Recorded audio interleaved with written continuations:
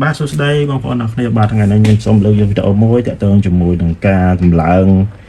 gimbal ហើយនឹងកាមេរ៉ារបស់ DJI Mini 5 Pro បាទកាមេរ៉ាណា drone នេះទៅចេញថ្មីទេអញ្ចឹងបងប្អូនដែលមានចម្ងល់ឬមួយត្រូវការវីដេអូសម្រាប់ជួសជុលការតម្លើងបងប្អូនអាចទាក់ទងឬមួយតាមដាននឹង channel YouTube របស់យើងខ្ញុំបានបាទតោះឥឡូវមកហាត់ពេលខ្ញុំធ្វើការតម្លើងជូនបងប្អូនទស្សនាគ្នាតាំងពីដំបូងរហូតដល់ចាប់ចូល drone វិញបាទហ្នឹងអូខេបាទទីមួយយើងត្រូវបាទតម្លើងជាមួយនឹងroll arm នេះជាមួយនឹ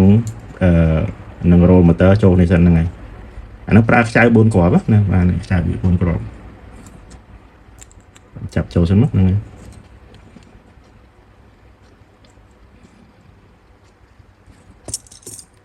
នេះពេលខ្ចៅ4ជ្រុងតែខ្ចៅវាធំបន្តិច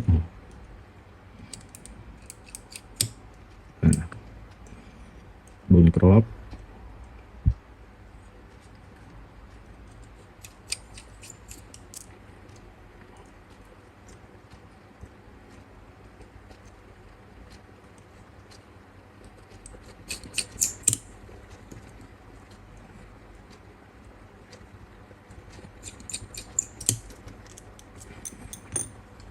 ហើយបន្តមកទៀតយើងចាប់ motor បាទ motor ជំហៀងនេះវាស្រួលចាប់បាទចាប់ motor ហ្នឹងហៅ pitch motor ហ្នឹងហើយចាប់នៅបើកាលណាយើងចាប់ឲ្យយក motor នេះចូលយើងពិបាកចាប់ខ្ចៅមួយនេះប្រើខ្ចៅ3គ្រាប់ទេ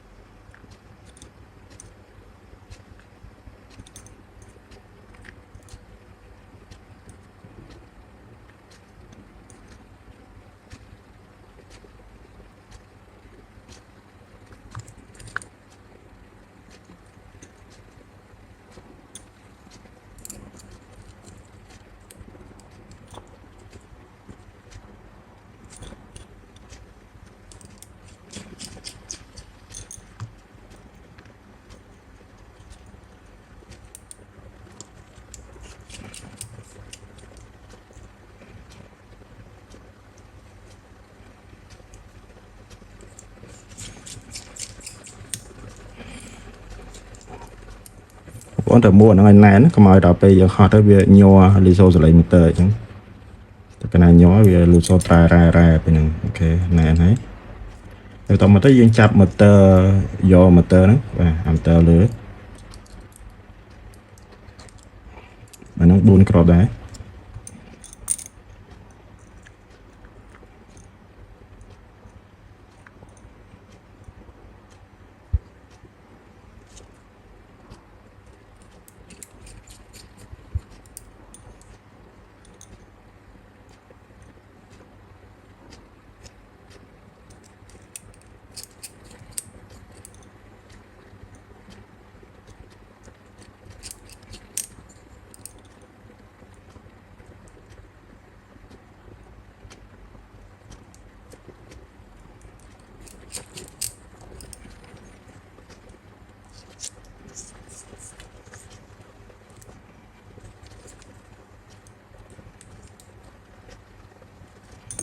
អូខេណែនហើយយើងកាប់អាខ្សែ pitch motor ហ្នឹងជាមួយនឹង motor កណ្ដាលបាទ connector របស់វាណា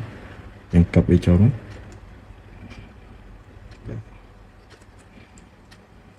បាទបន្តមកទៀតយើងដាក់គម្រប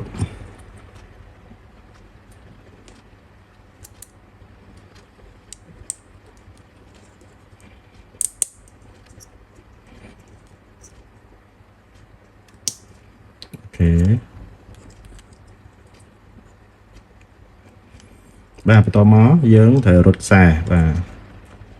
ទយើងរត់ពីខាងនេះទៅហើយប្រហោង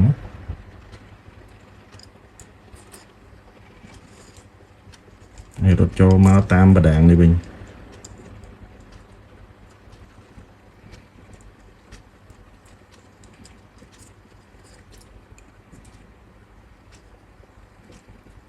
ទីថ្នមបងប្អូនហ្នឹងហើយមកល្ម មអាខ្សែរត់ទៅម៉ូទ័រកណ្ដាលហ្នឹងឲ្យចំ connector វាហើយយើងកឹបខ្សែចូលព្រោះខ្សែវាតូចតូចកុំបងប្អូនកុំប្រើដៃធ្ងន់ទីខ្លះពេកធ្វើឲ្យដាច់អាខ្សែប៉ុន្តែសៃសក់និយាយទៅខ្សែវា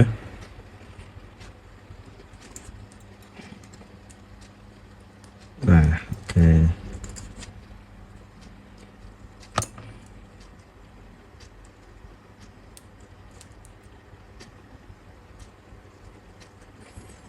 តោះមកយើងដាក់គម្របកន្លែងបដាងហ្នឹងបាទគម្របក្នុងវា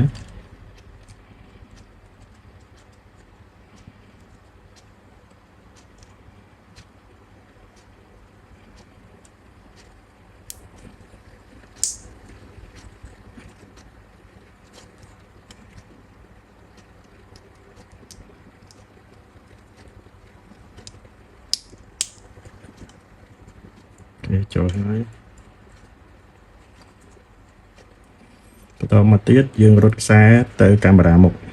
យើងបត់វាបន្តិចមកតែកាលណាយើងអត់បត់ទេយើងដាក់ចូលបន្លោះម៉ូទ័រនោះចូលទេ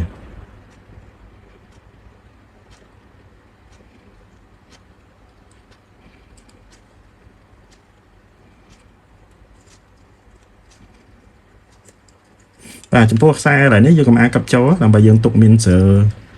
ស្រែកាប់ជាមួយកាមេរ៉ាហ្នឹងហើយបន្ទាប់មកយើងដាក់បាតកាមេរ៉ាបាតក្រោយវាហ្នឹងដៃត្រជាក់វា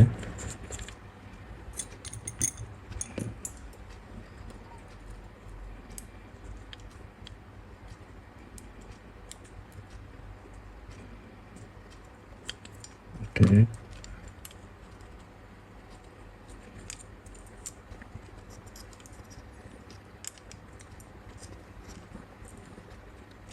ស្រែចំខ្ចៅម៉ូទ័រ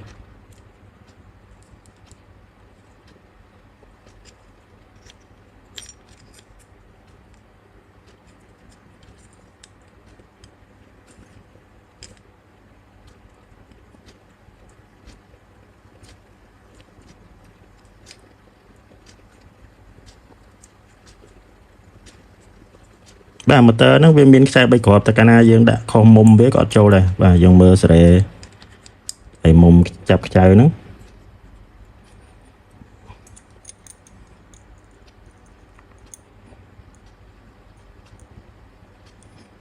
ហើយមុំខ្ចៅ3គ្រាប់ចូលបាទ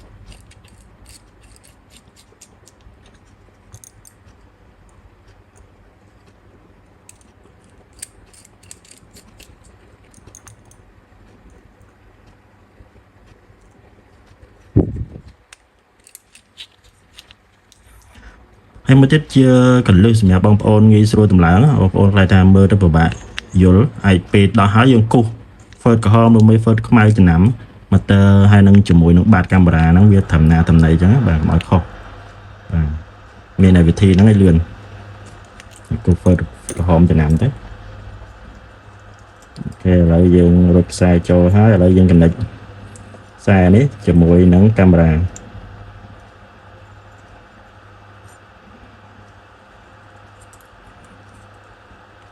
បាទតែកាលណាបងប្អូនកឹបអាខ្សែខាងក្រោយនេះយើងទាញនោះវាអាចងាយដាច់អញ្ចឹងព្រោះតែយើងត្រូវសល់វាសល់ space សម្រាប់យើង connect ជាមួយកាមេរ៉ាអូខេកឹបចូលហើយយើងរុញកាមេរ៉ាចូលចឹងដល់ពេលយើងរុញកាមេរ៉ាចូល complete ទាញខ្សែតិចផងកុំឲ្យវាគៀបនៅខាងក្នុងបាទទាញវាតិចតាមបដោរបស់វាអញ្ចឹងណាបាទអូខេទាញមកចំពោះកាមេរ៉ានេះយើងប្រើខ្ចៅ T3 T3 បាទ2គ្រាប់ណា2ហ្នឹងខុសគេចាប់ប្រមូលវាមក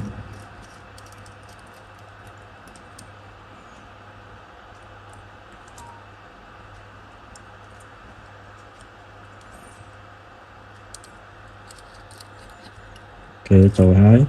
ហើយបន្ទាប់មកចាំយើងកឹបខ្សែម៉ូទ័រលើហ្នឹងជាមួយនឹងខ្សែ gimbal បាទយើងត្រឡប់ខ្សែបន្តិចដោយសារវាច្រាស់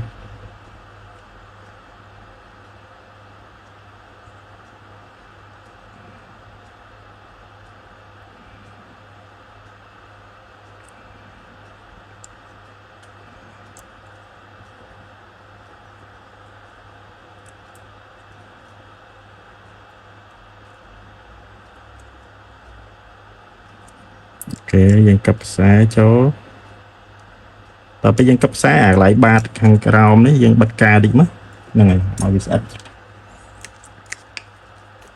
มาวิสายวิดาจังโอเคจำtích dương đặt này cho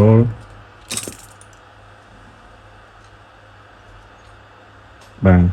cái thăm đá đập cái dương tờ lại hay bên lại cái lẹ này muối dương ai bật cao UV bàn này thì thăm đá bị chạm mấy cái bật cao UV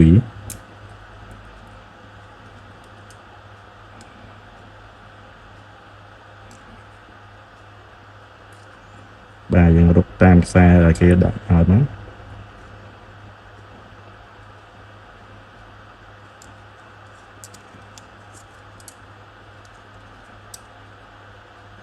bà bắt đầu mà cái dân đặt cầm rộp như chỗ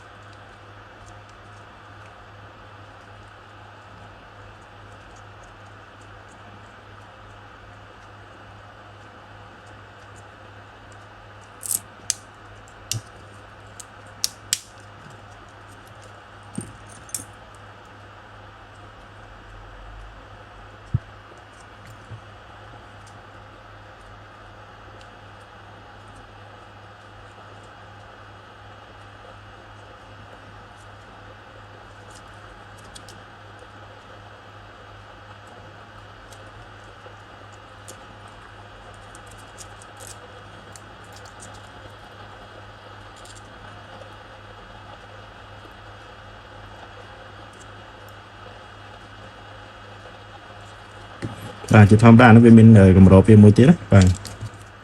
ok được đó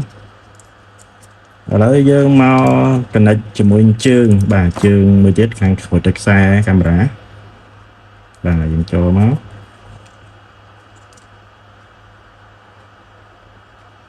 bà dùng đặt cho rồi sai camera cho tới cái nòng cái này bên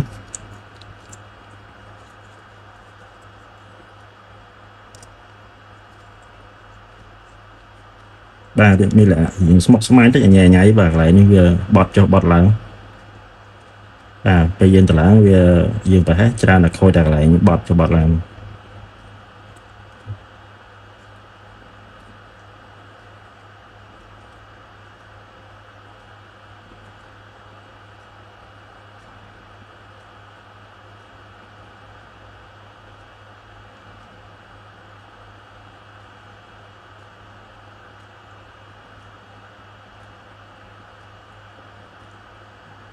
ok được đó là dân bật cầm rộp trong mắt cầm rộp sáng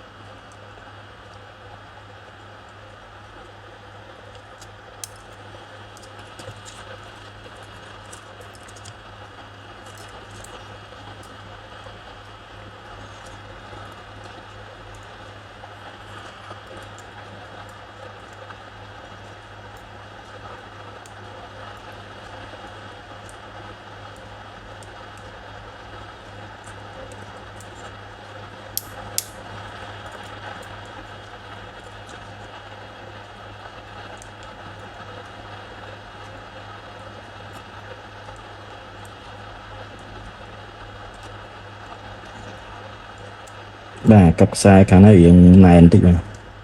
mà ok cho ấy rồi bắt đầu mới dân cặp ạc sai càng cài được 1 tiết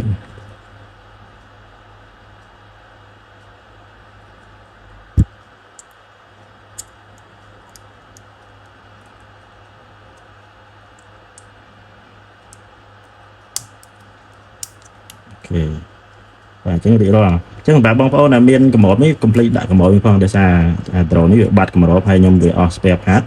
chẳng nhưng mặt bàn đại cái một thế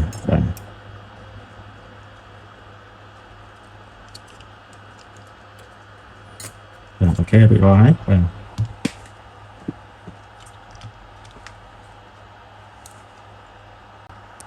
ban là trong video của tôi mới nhung về cả tờ lại gimbal nó chặt chìm mùi tua drone mình bạn bạn thế là lấy dương rút xa chỗ này phục cái bình cười dương chặt dương rút xa nó chỗ này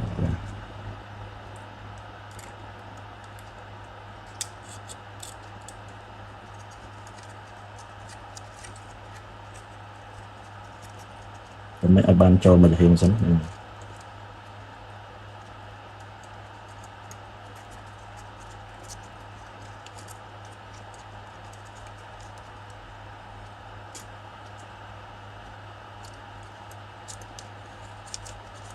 cho hai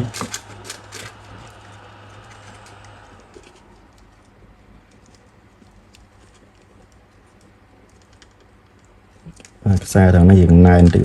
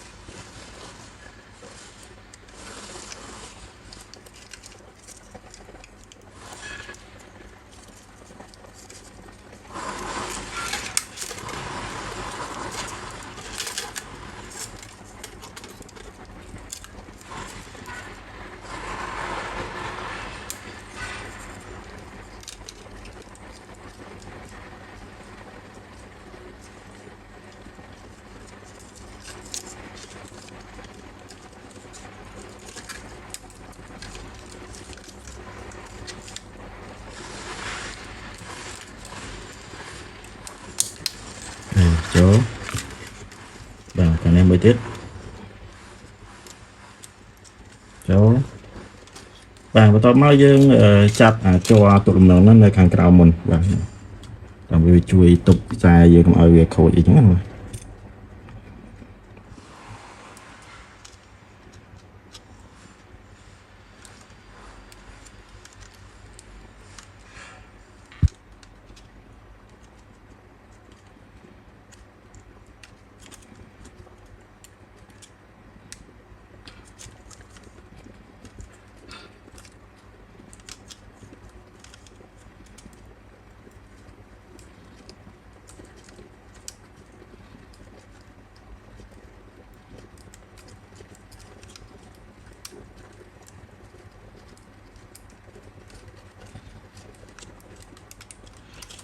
chỗ môi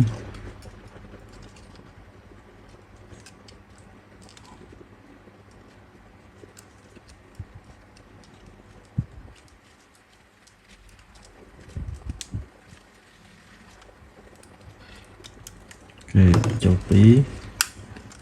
nó ở trong chỗ lại nó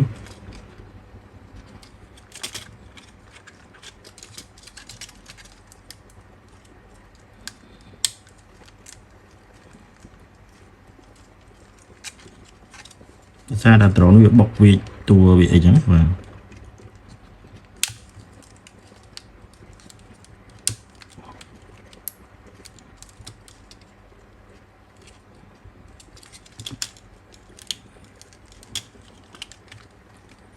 ok là dân chặt chai cho nó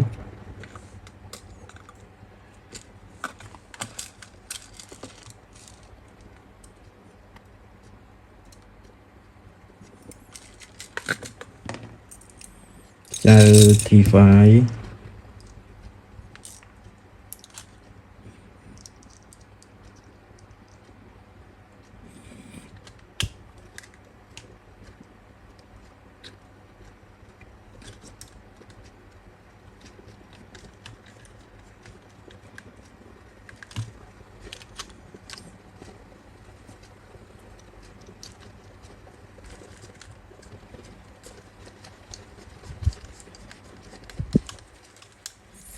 ឥឡូវយើងមកមើលផ្នែកខាងលើវិញ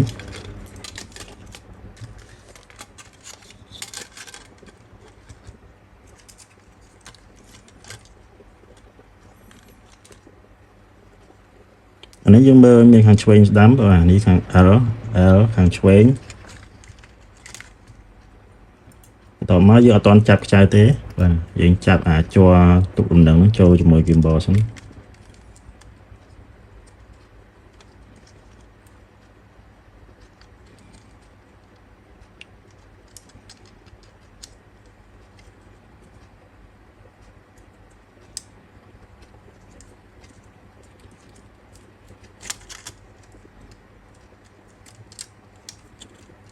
ខេចូលមួយ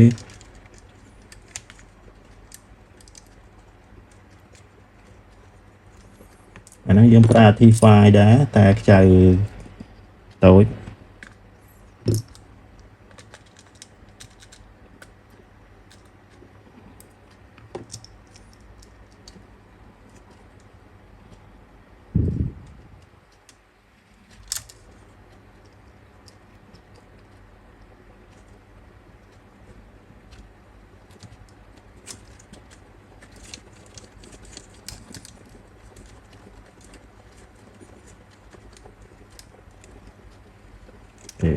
ហើយមួយ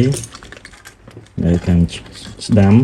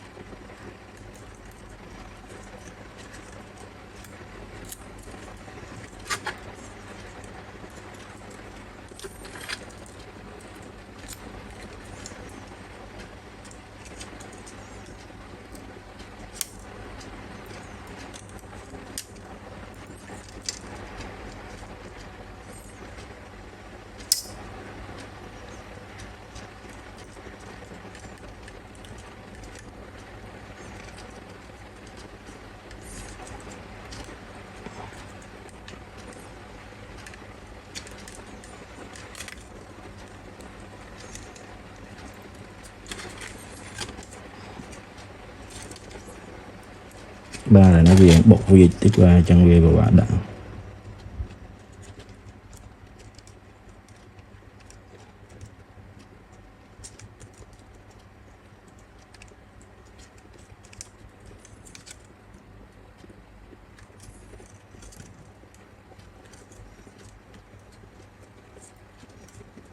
ូខេចូលហើយ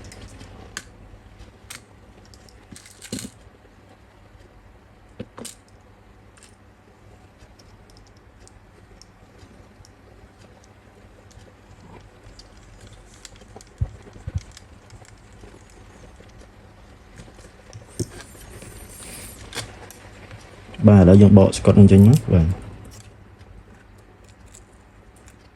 បកស្កុតហើយយើង connect ខ្សែកាមេរ៉ាចូលវិញ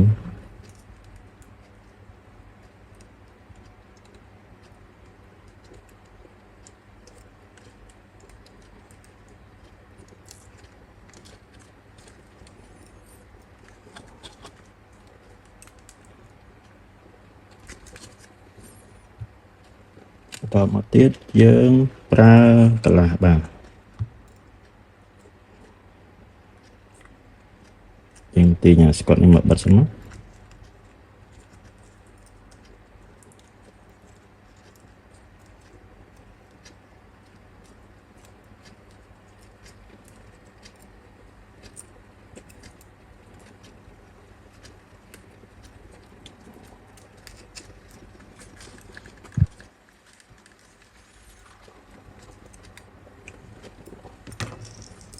តមកប្រាប់ចៅ T5 ពណ៌អសអ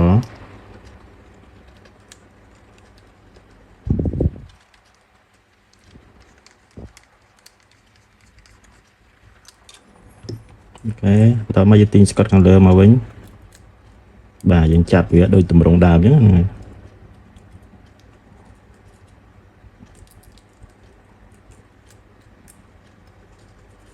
បិទស្កុតចូលឲ្យស្អាតបាទហើយនេះវាមានខ្សែរត់ទៅខាងនេះវិញមិញណាបាទយើងបិទកាវ UV បងប្អូនអាចបិទកាវ UV បាន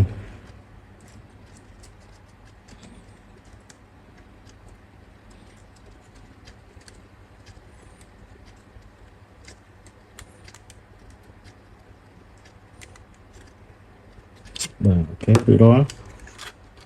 បងបិទអត់កាវអានេះក៏ដែលខ្ញុំធ្វើវីដេអូជូនបងប្អូនទស្សនាទេហ្នឹងហើយអូខេដល់យើងចាប់កម្របចូលវិញបាទបើចាប់ចូលយើងដាក់កន្លែងប្រឡោះនេះកន្លែងខ្ទាស់វាចូលខាងមុខមុនហ្នឹងហើយ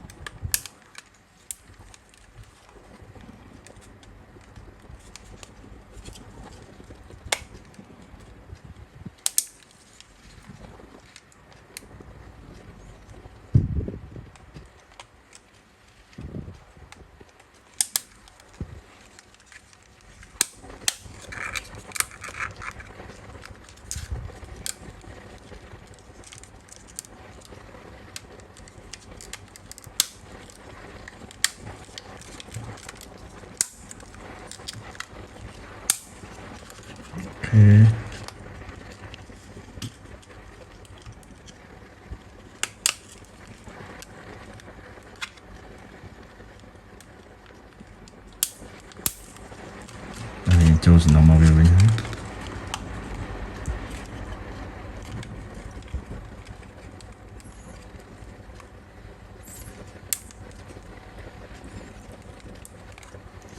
តោះឥឡូវយើងដាក់ថ្មតេស្ត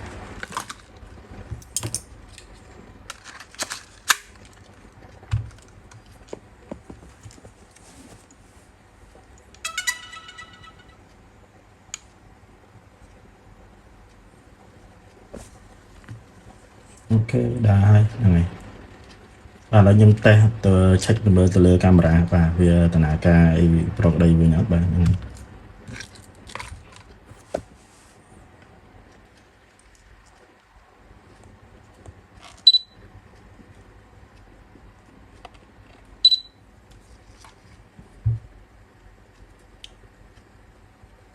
បាទអូខេហើយបើថាវីដេអូមុនវាពេលយើង zoom ទៅវាបែកពណ៌អញ្ចឹងណាបាទនេះអត់មានបែកទេអូខេចឹងដំណើរការប្រកដីឡើងវិញ